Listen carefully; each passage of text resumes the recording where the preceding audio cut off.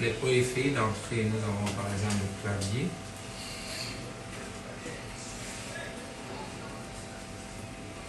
Nous avons quoi d'autre comme périphérique d'entrée? La souris.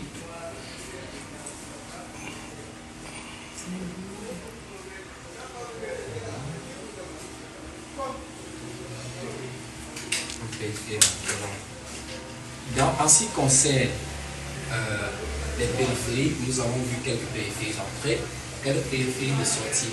Et ceci constitue les éléments conçus lorsque nous entrons les données dans la machine, nous avons besoin des périphériques de sortie et des périphériques d'entrée.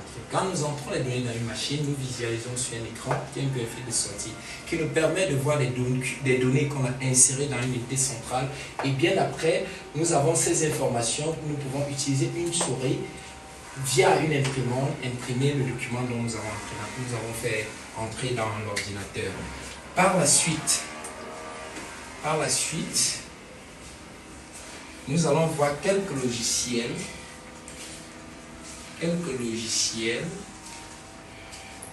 Excusez, je vais mettre le titre en rouge. Oui, on continue. Parfois, en ce qui concerne les PFP, l'imprimant peut se classer dans quelle catégorie? Les PFP sont un petit peu d'entrée. Est-ce que tu peux répondre à cette question, Shakina? Moi, je vais compliquer. C'est vrai que le modèle basique, on parle de périphérique d'entrée-sortie, une troisième périphérique. L'imprimant se place dans le périphérique d'entrée-sortie. Intermédiaire. Oui, entrée-sortie. Donc, que ce soit dans entrée ou dans sortie, c'est à sa place. Oui, tu voulais faire une précision. Non, juste. Un savoir. Ok, c'est important de savoir. Donc, on va parler par la suite de quelques logiciels.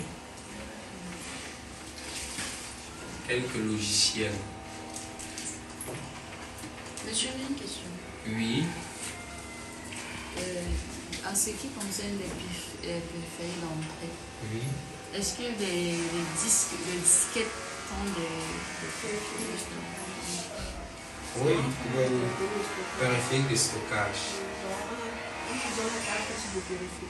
Il y a périphérique de sortie, périphérique d'entrée, il y a périphérique entrée-sortie et périphérique de stockage.